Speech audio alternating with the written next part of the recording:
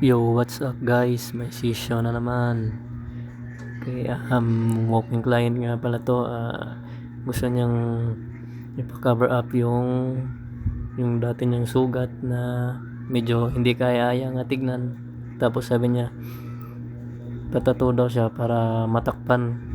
At yun nga, sinimulan na nga namin session. Siyempre, kailangan natin gawan ng paraan to. Tapos ang hirap din kasi bandang tuhod, medyo talagang pahirapan yung ganito. Sunflower nga pala yung pinili niyang design para daw maganda. Siyempre maganda din ako sa design, kaya ayun, ginawa na namin. Kailangan maganda gawa mo para masatisfied yung client na tinatatuan mo at hindi siya madismaya. Siyempre gawin mo lahat. Mahirap din magtato. Kala nyo madali lang, pero napakahirap talaga.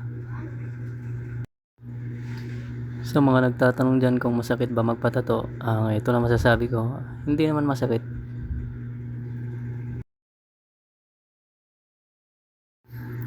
At yun, natapos din, nagandahan nga si client sa gawa ko. Sa gustong magpabalak magpatato dyan, patato na. Alright.